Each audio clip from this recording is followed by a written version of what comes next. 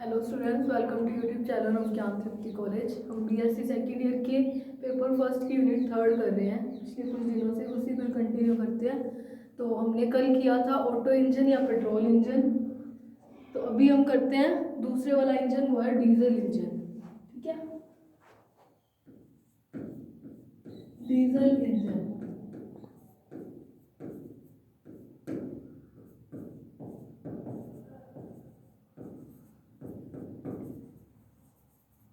Diesel engine क्यों इसका नाम था? एक तो इससे जिसने बनाया था, साइंटिस्ट ने, उसका खुद का नाम डीजल था। ठीक है, तो एक तो उसी के नाम पे ही पड़ा है, और दूसरा डीजल इंजन से आप याद रख सकते हो कि ऑटो इंजन में क्या था, ऑटो या फिर पेट्रोल इंजन में एयर प्लस पेट्रोल का मिक्सचर था। वैसे ही इसमें एयर प्लस डीजल का मिक्सचर होगा, यानी कि इसमें हवा और डीजल डाली जाएगी।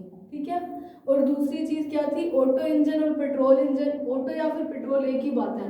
वो 4 स्ट्रोक था, उसमें 4 स्ट्रोक होते थे। उसकी एफिशिएंसी थी मैक्सिमम टू मैक्सिमम हम प्रैक्टिकली ही 45% कर सकते थे। रीजन भी बताया था, क्योंकि प्रेशर जो है 1 to 27 एटीएम इतना ही मैक्सिमम, यानी कि मैक्सिमम प्रेशर हम 27 कर सकते हैं। और आपने अगर देखा हो कल वाला लेक्चर ध्यान से, तो आपको पता होगा कि जब हमने कंप्रेशन कराया था, यानी कि एक ऐसी पोजीशन आ गई थी जिसमें प्रेशर को और इंक्रीज करने पर, संपीड़ित कर रहे हैं तो प्रेशर ही बढ़ा रहे हैं, वॉल्यूम में कोई चेंज नहीं आ रहा था। वॉल्यूम कैसा रह रहा था? कांस्टेंट रह रहा था। तो उसी सिचुएशन पे हमने क्या कराया था? स्पार्क प्लग से स्पार्किंग कराई थी। स्पार्क प्लग खोल के स्पार्किंग कराई। तो स्पार्किंग जैसे कराई तो उसके अंदर पेट्रोल था। पेट्रोल को जैसे स्पार्क मिली तो वो उसका क्या हो गया? दहन हो गया, कंबशन हो गया। और ये कैसा है? इंटरनल कंबशन इंजन है। वो क्या था? वो मैंने आपको कल वाले लेक्चर में बताया था। तो यानी कि इस प्रेशर पर डिपेंड कर रहा है कि कितना प्रेशर पे हम मैक्सिमम को रख के कंबशन करा रहे हैं, है ना। तो यहाँ पर मैक्सिमम प्रेशर ही इतना रखा जा सकता था, यानी कि इसकी एफिशिएंसी इसी रीजन से कम थी। अब इस जो ये इसकी लिमिटेशन हुई एक टाइप से ऑटो इंजन की, तो इसे ओवरकम करने के लिए डीजल इंजन बनाया। डीजल इंजन में एयर और पेट्रोल का मिक्सचर डाला गया था, सॉरी एयर और डीजल का। तो देखो, डीजल इंजन से एफिशिएंसी 100% तो नहीं ली जा सकती थी, लेकिन 45 की जगह 65% तक मैक्सिमम करी जा सकती थी एफिशिएंसी, इसलिए डीजल इंजन बनाया। पहले तो बात ये थी कि वो 4 स्ट्रोक था ऑटो इंजन। अब ये जो इंजन है ये 5 स्ट्रोक होगा। जैसे पहले उसमें कल पीवी कर्व बना करके आपको समझाया था ना पूरा इंजन, वैसे ही अब पीवी कर्व बना देते हैं। तो पीवी कर्व में जैसे यहाँ पर ए बी आ रहा था,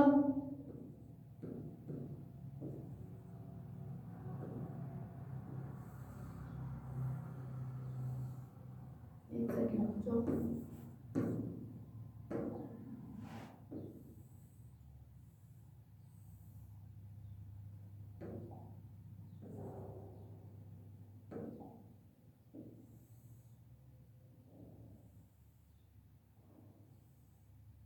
कल थोड़ा सा स्टिपर ज्यादा बन रहा है।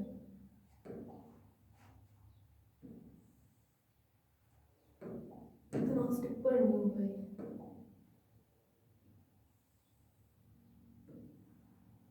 ये पोजीशन कवर नहीं लगा तो अब ये थोड़ा सा सही है। इस तरीके का ये कर्व आएगा, इसको मैंने नाम दिया। तो देखो ये फोर्स, उसमें 4 ही बन रहे थे, उस वाले में कुछ यूं बन रहा था, ये इस तरीके से 4 स्ट्रोक बन रहे थे, 1 2 3 4। अब इसमें क्या है? 5 स्ट्रोक होंगे। वो कैसे होंगे वो देखते हैं। पहले तो देखेंगे कि उससे थोड़ा सा ये अलग कैसे है। ठीक है, डायग्राम बना लेती हूँ मैं पहले। जैसे कल था उसमें इनलेट आउटलेट और स्पार्किंग था, इसमें बस थोड़ा सा चेंज है।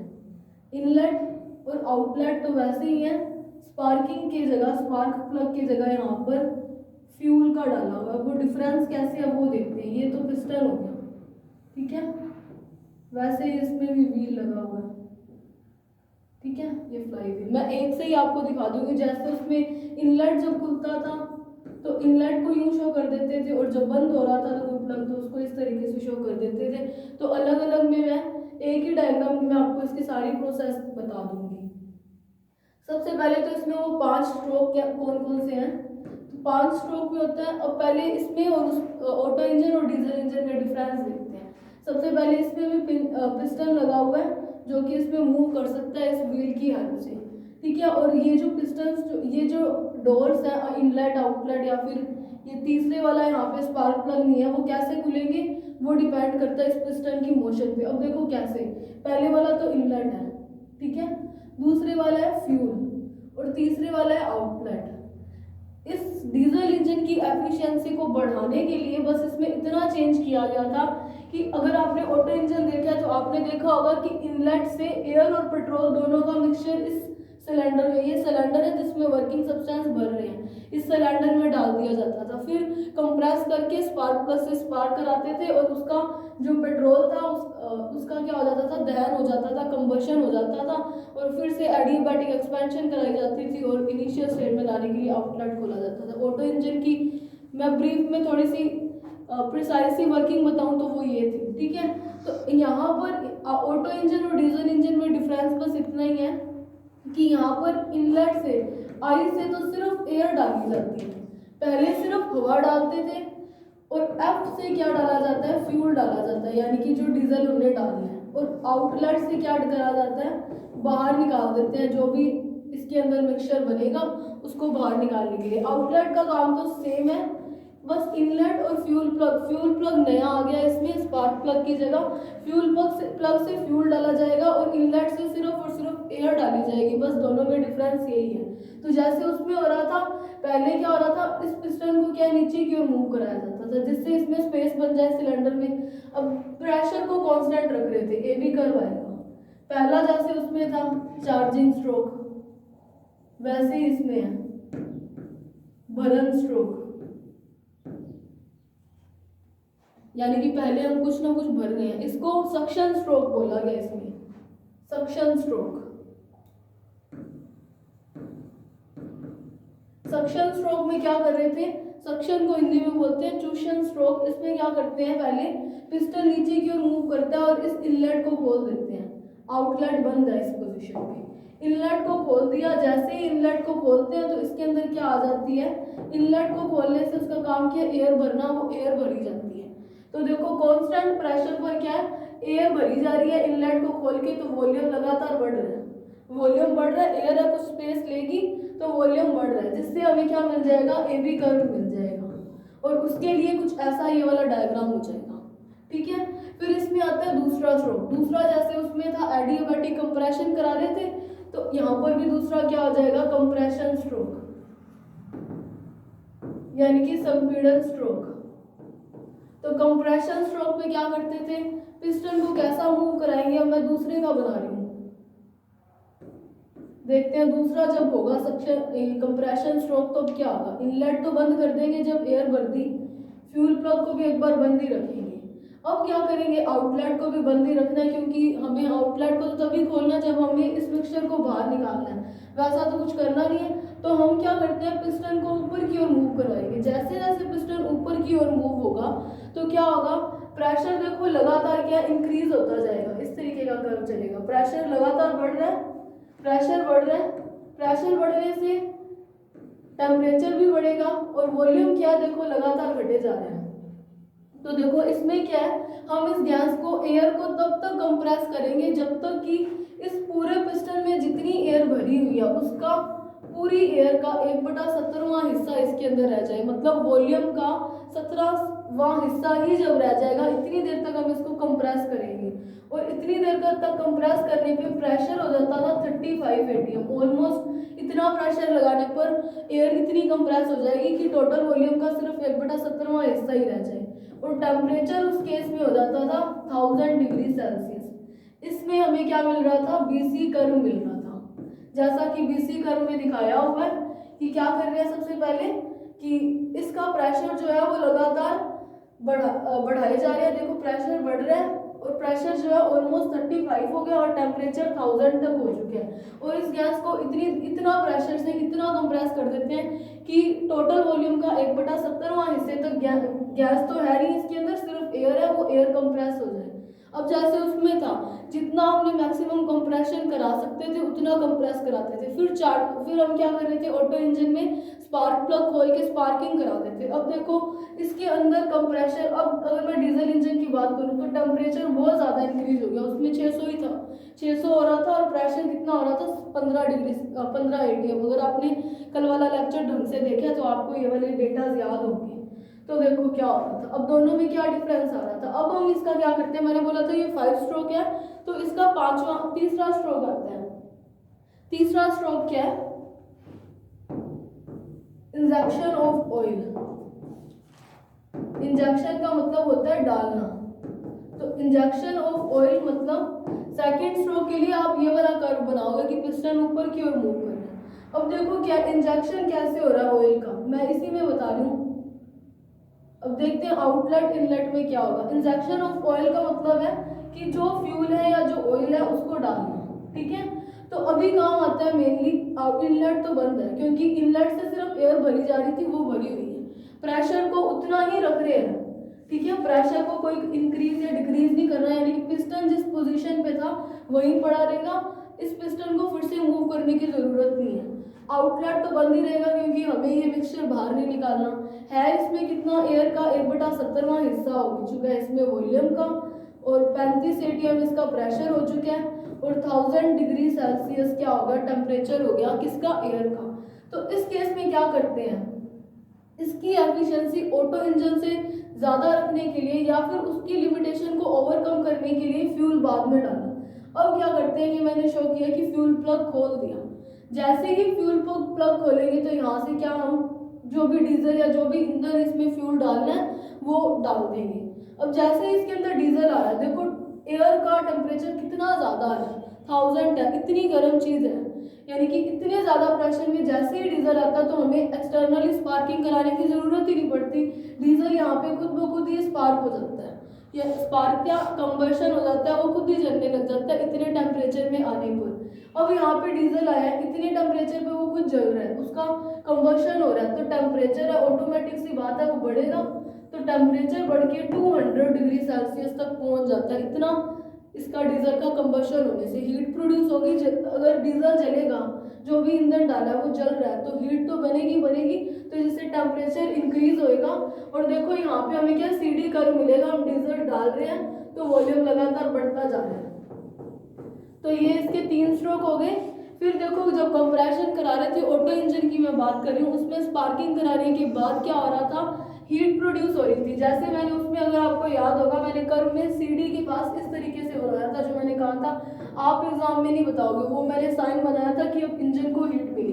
तो यहाँ पे भी देखो कंबेशन हो चुका है, दहन हो चुका है। तो जैसे ही कोई चीज़ जल रही है तो ऊष्मा उत्पन्न होगी, हीट मिलेगी, तो अब उस हीट को इंजन ले लेगा। तो वहाँ पर भी ऑटो इंजन में भी क्या हो गया था, कंबशन होने के बाद क्या हुआ था, वर्किंग स्ट्रोक आया था।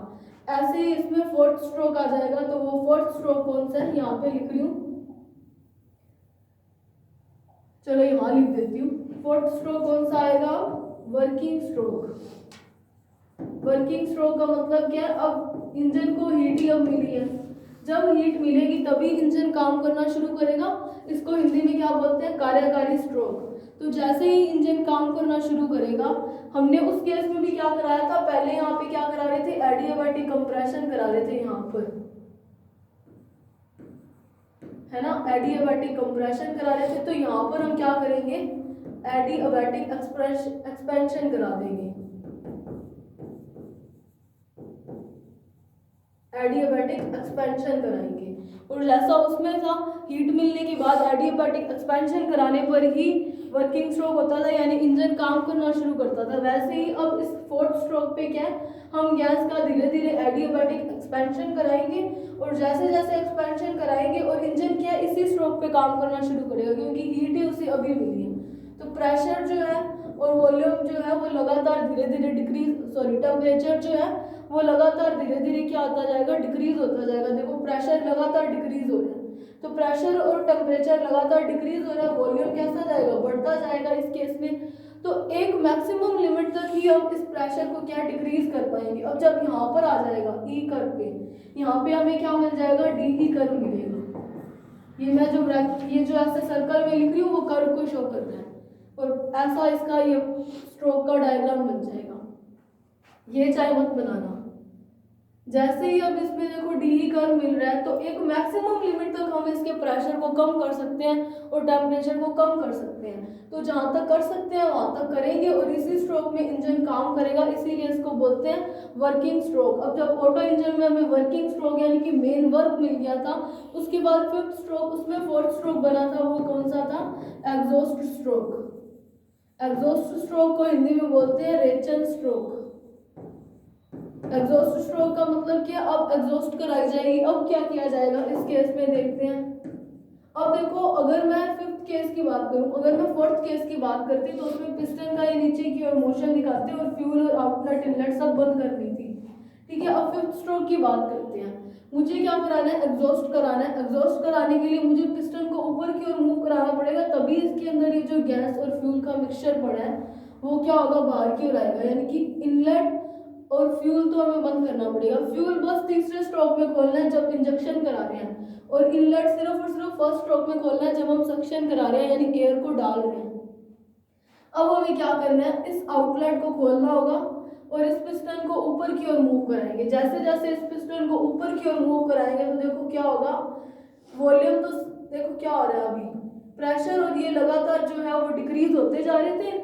तो देखो यहाँ से क्या है? कांस्टेंट वॉल्यूम हो जाएगा जब यहाँ पर। तो उस केस में क्या है? बी की कर्व जो है वो यहाँ पर आ चुकी है। अब क्या हो जाएगा? हम इस पिस्टन को ऊपर की ओर मूव कराएंगे और यहाँ से क्या है? ये जो जितना भी मिक्सचर है उसको बाहर की ओर निकाल देंगे। अब जब बाहर की ओर निकालेंगे तो यहाँ से वो धीरे धीरे बाहर की ओर निकल रहा है और हमें क्या यहाँ तक मिल जाएगा। ये सीडी कर्व देखो यहीं पे मिल रहा है। हाँ, यहाँ पे मिल रहा है सीडी कर्व। ठीक है, सीडी कर्व हो चुका है, डी कर्व हो चुका है, और बी कर्व क्या है? यहाँ पर शो कर रहा है कि मैक्सिमम जितना भी हम डिक्रीज कर सकते थे। अब देखो ये तो हो चुके हैं diesel engine complete. Exhaust stroke भी आपको पता चल गया जब इस मिक्सचर को बाहर निकालना है। जैसे जैसे मिक्सचर बाहर निकलेगा वॉल्यूम डिक्रीज होता जाएगा और अपनी इनिशियल स्टेज पे यानी कि ये पूरा का पूरा जो सिलेंडर है वो खाली हो जाएगा।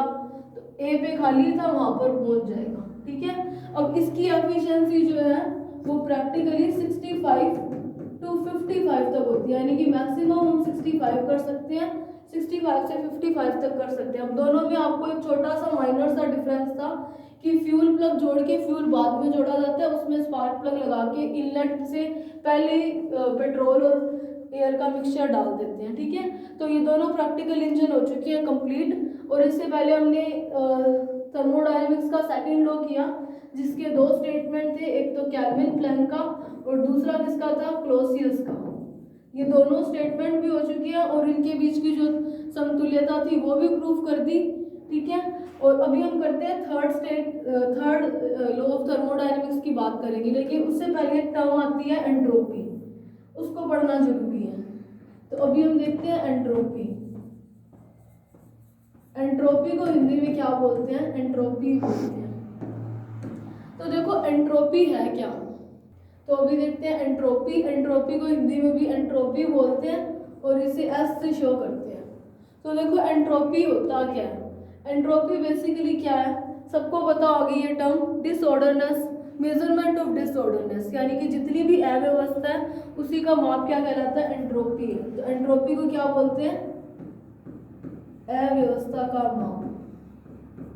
ब्रह्मांड में पाई जाने वाली जितनी भी अव्यवस्था है उसी को क्या बोलते हैं? एंट्रोपी बोलते हैं। ठीक है, अगर मैं इसको नॉर्मली समझूं तो जैसे जैसे हम किसी भी, मान लो ये कोई वेसल है, इसके अंदर पानी भरा हुआ है, लिक्विड भरा हुआ है। ठीक है, इस पानी को मैं टेम्परेचर दूंगी तो क्या होगा? ये भाप में बदलेगा, बॉयल आएगा, या गैस, मान लो गैस को जैसे जैसे टेम्परेचर देंगे तो उसका एक्सपेंड होगा, एक्सपेंशन होगा, या गैस फैल जाएगी। तो जैसे जैसे वो गैस एक्सपेंड होती है वैसे वैसे ही क्या होती है? वो ज़्यादा स्पेस ऑक्यूपाई करती है, ज़्यादा वॉल्यूम लेती है। जितना ज़्यादा वॉल्यूम लेगी तो उसमें अव्यवस्था भी उतनी ज़्यादा बढ़ जाएगी। गैस के मॉलिक्यूल तो वैसे भी अव्यवस्थित तरीके से ही होते हैं। सॉलिड की बात अलग है, जिसकी क्रिस्टलाइन या क्लोज पैक्ड स्ट्रक्चर होती है, वो आपस में बिल्कुल क्लोज या फिक्स होते हैं एक टाइप से। ठीक है, तो इसी के कारण सॉलिड्स की एंट्रोपी सबसे कम है, फिर लिक्विड की आती है और गैस की सबसे ज़्यादा होती है। तो एंट्रोपी जो है वो एक टाइप से बोल सकते हो टेम्परेचर पे डिपेंड कर रही है कि जितनी आप टेम्परेचर पे या जितना आप हीट प्रोवाइड करा रहे हैं उतनी ज़्यादा एंट्रोपी होगी। तो एंट्रोपी जो है वो होती क्या है, पर यूनिट टेम्परेचर पर जितनी आप हीट दोगे उसी को बोलते हैं एंट्रोपी। यानी कि एंट्रोपी क्या है, ratio of Q and T given heat और जितने टेम्परेचर पर दिया है उसका रेशियो क्या कहलाता है, एंट्रोपी। अगर मैं चेंज इन एंट्रोपी देखूं डी एस, तो वो क्या होता है डी क्यू ओवर में डी टी, नहीं डी क्यू ओवर में टी। यानी कि इसको भी आप बोल सकते हो चेंज इन एंट्रोपी। कैसे बोल सकते हो, क्योंकि हीट देने से पहले जो है सिस्टम की कुछ ना कुछ एंट्रोपी होगी और जैसे ही हमने इस टी टेम्परेचर पर क्यू हीट दी तो एंट्रोपी में कुछ चेंज आएगा। तो आप इस वाले टर्म को भी चेंज इन एंट्रोपी बोल सकते हो, ठीक है। अब एक चीज आती है एडियाबैटिक की बात करें, एडियाबैटिक प्रोसेसेस की बात करें तो उसमें क्या होता है, हमें पता है कि डी क्यू कितना होता है 0। तो डी क्यू 0 होने से मुझे पता है कि चेंज इन एंट्रोपी क्या है डी क्यू ओवर में टी।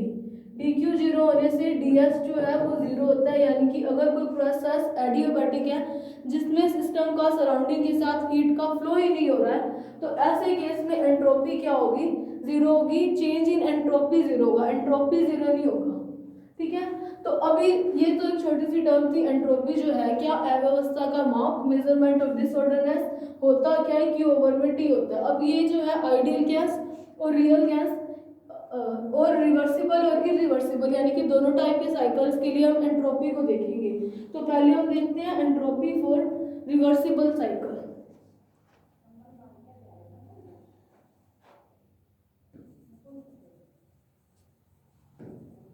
चेंज इन एंट्रोपी की जगह मैं एस लिख रही हूँ, change in entropy of reversible cycle.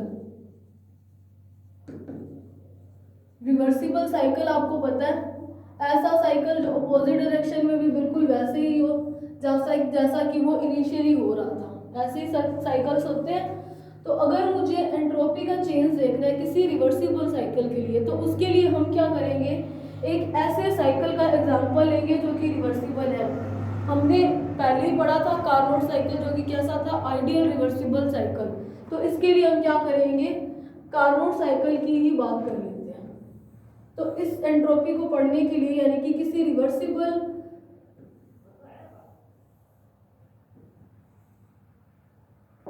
ये कर्व के पता नहीं क्या दिक्कत होती है,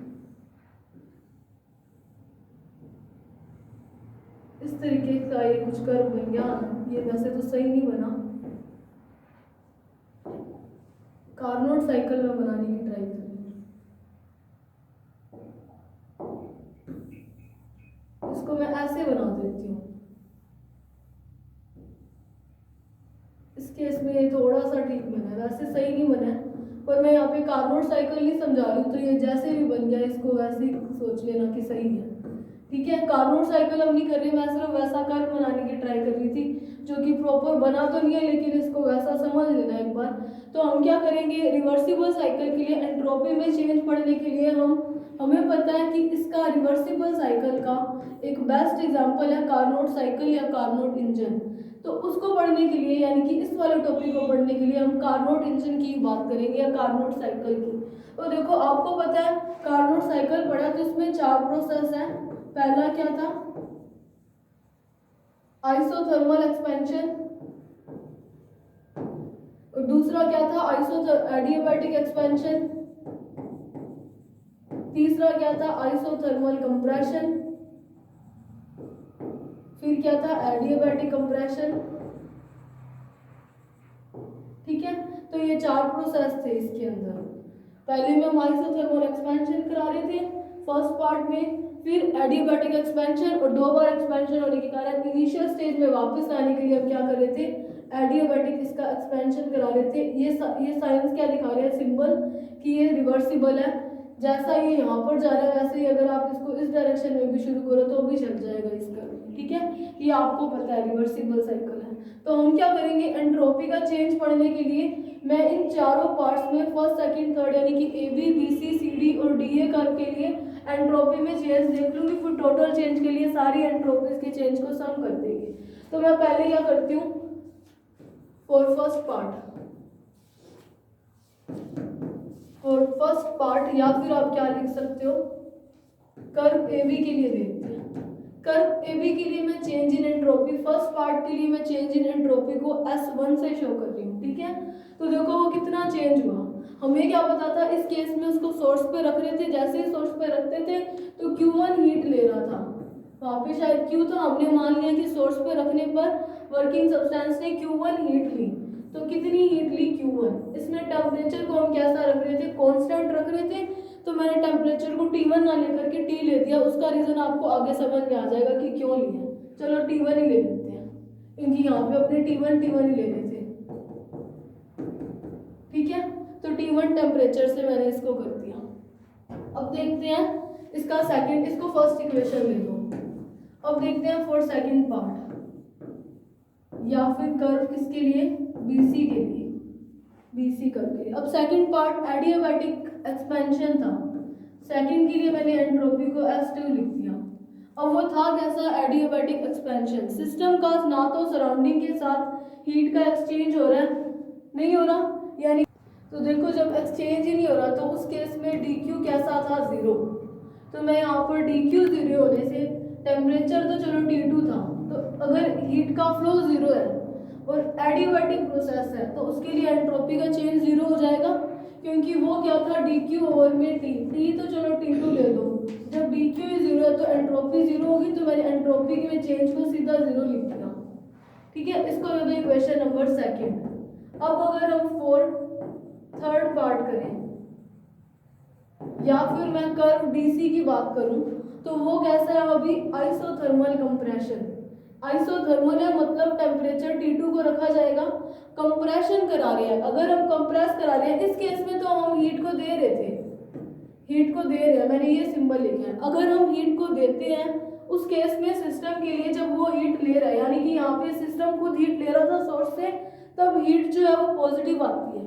लेकिन अगर सिस्टम हीट को रिड्यूस कर रहा है, अब इस केस में क्या करते थे, कंप्रेशन करा रहे थे। जब कंप्रेशन कराते हैं तो वो हीट को प्रोड्यूस करेगा, हीट रिजेक्ट करेगा, तो उस केस में चेंज होगा हीट में। वो तो मैंने पहले तो थर्ड पार्ट के लिए S3 ले दिया, चेंज इन एंट्रोपी है ये, ठीक है।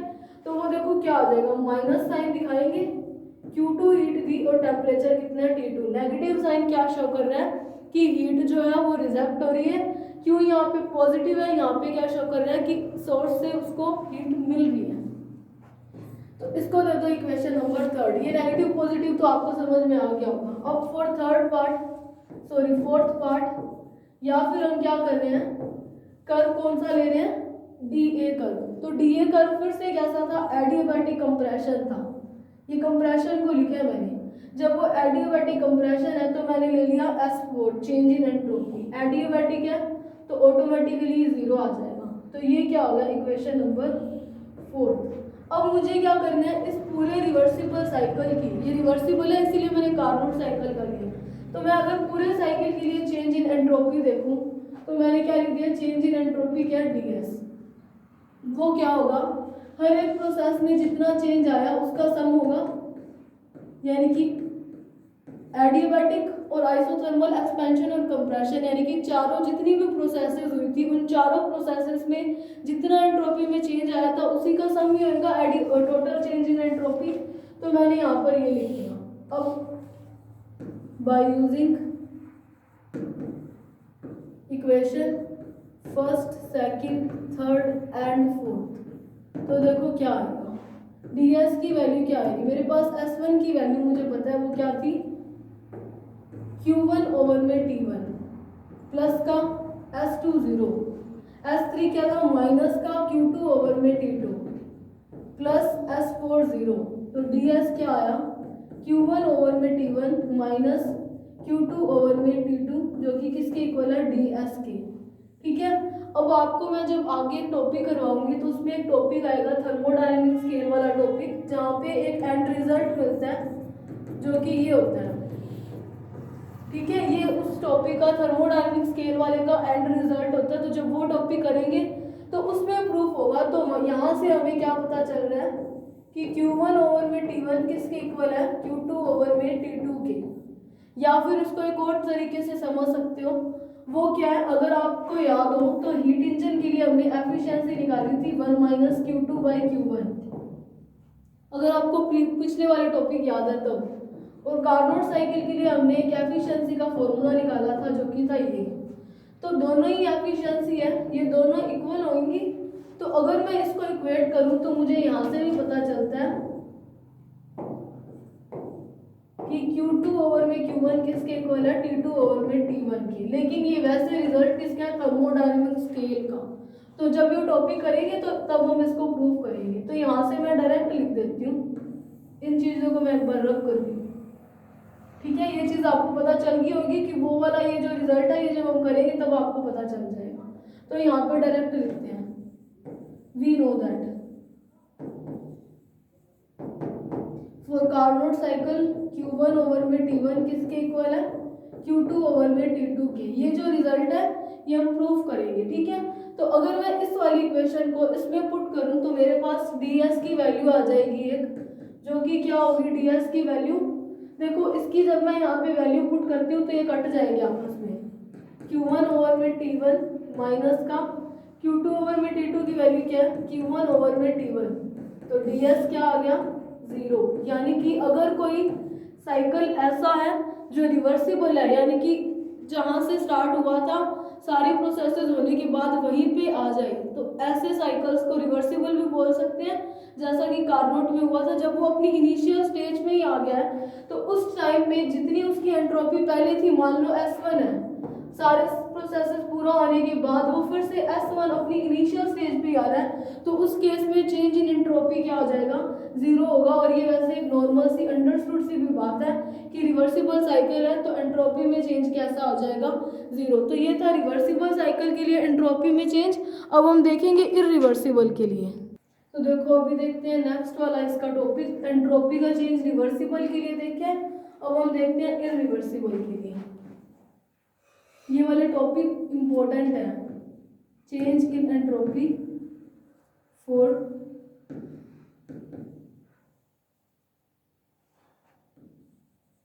Irreversible cycle. ठीक है, इरिवर्सिबल के लिए देख रहे हैं। अगर हम इरिवर्सिबल के लिए देख रहे हैं तो देखते हैं क्या होगा, या फिर यहाँ पे आप प्रोसेस भी लिख सकते हो।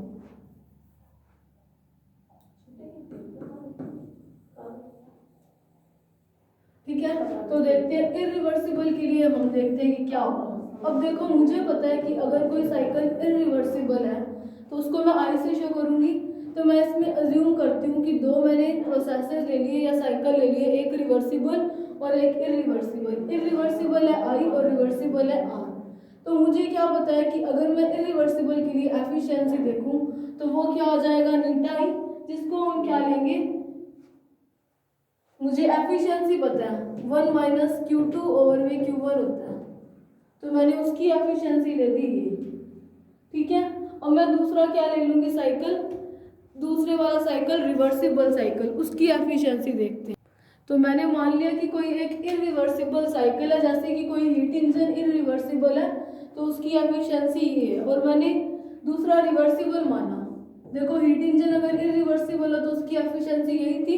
अब रिवर्सिबल साइकिल के लिए जैसे हमने entropy for change in entropy reversible के लिए देखा था, तो उस केस में भी हमने कार्नोट साइकिल लिया है। तो वैसे ही इसमें कार्नोट साइकिल की तरह ले लेती हूँ। तो उसकी एफिशिएंसी मुझे क्या पता है, T1 ओवर में T2। ठीक है, यही थी कार्नोट साइकिल के लिए। इसको दे दो कोई इक्वेशन फर्स्ट और इसको दे दो इक्वेशन सेकंड। अब अगर आपको याद है कार्नोट थ्योरम, जिसके दो स्टेटमेंट थे, कार्नोट थ्योरम, तो आपको पता होगा कि कार्नोट थ्योरम का स्टेटमेंट क्या था कि दो इरिवर्सिबल साइकिल्स में से, एक इरिवर्सिबल और एक रिवर्सिबल साइकिल में से क्या होगा, कार्नोट थ्योरम क्या है कि नीटा रिवर्सिबल साइकिल की एफिशिएंसी हमेशा इरिवर्सिबल साइकिल की एफिशिएंसी से क्या होगी, ज़्यादा होगी। अगर आपको वो स्टेटमेंट याद है तो आपको ये चीज़ पता होगी। अगर ऐसा है तो मैं इसको यूँ लिख दूँ एक बार, नीटा आई नीटा आर से, नीटा आर जो है वो क्या है, ग्रेटर देन ईटा आई है, यानी कि इरिवर्सिबल वाले से एफिशिएंसी ज़्यादा है। तो मैं क्या करती हूँ, इक्वेशन और 1 और 2 से इनकी वैल्यूज पुट कर देती हूँ। तो मेरे पास क्या आएगा, 1 माइनस Q2 ओवर में Q1 क्या है, 1 माइनस T2 ओवर में T1 के लेस देन है। तो मैं क्या कर सकती हूँ, माइनस का Q2 ओवर में Q1 is less than minus T2 over में T1 कर सकती हूँ। 1 से 1 कैंसिल कर दिया मैंने। जब ये इनइक्वालिटीज में माइनस का साइन हटता है तो क्या हो जाता है, साइन चेंज हो जाता है। तो ये वाली चीज बन जाएगी, यानी कि Q2 ओवर में Q1 इज ग्रेटर देन क्या आ जाएगा, T2 ओवर में T1। तो मैं इसको यूं लिख सकती हूँ, Q2 ओवर में T2 is greater than Q1 over में T1, ऐसा लिख सकती हूँ। तो यानी कि मुझे क्या पता चला, ये वाली चीज जो है वो इससे बड़ी आ रही है। अब देखो, अगर मैं एंट्रोपी में चेंज देखूं तो एंट्रोपी में चेंज क्या होता है, ds, जो कि क्या हो जाएगा, एंट्रोपी में मुझे पता है कि एंट्रोपी, चलो ऐसे लिख सकती हूँ मैं एंट्रोपी में चेंज को, S2 माइनस S1। मेरे पास S2 की वैल्यू पड़ी है Q2 ओवर में T2 माइनस Q1 ओवर में T1। इस वाली चाहे मत लिख देना, सीधा ये लिख सकते हैं, वो मैंने समझाने के लिए लिखा था।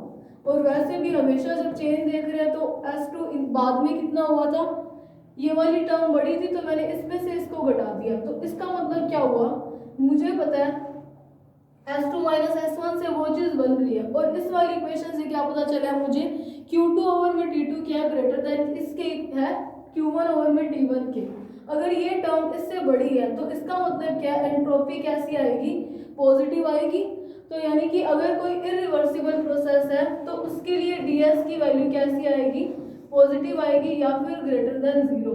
यानी कि अगर प्रोसेस इरिवर्सिबल है तब एंट्रोपी में चेंज आएगा, लेकिन अगर प्रोसेस रिवर्सिबल है उस केस में एंट्रोपी में चेंज किया होगा, 0 हो जाएगा। तो अभी तक हमने क्या किया, डीजल इंजन देखा था और एंट्रोपी देखी, कैसे प्रोसेसेस के लिए, रिवर्सिबल और इरिवर्सिबल के लिए। अब हम नेक्स्ट लेक्चर में बाकी के हमारे जो बचे हुए टॉपिक है, entropy change for ideal gas and real gas, thermodynamics third law, thermodynamics का और थर्मोडायनेमिक स्केल पढ़ा है। तो इन 3-4 टॉपिक्स को हम अपने आने वाले लेक्चर्स में कंटिन्यू करेंगे। So thank you for watching this lecture.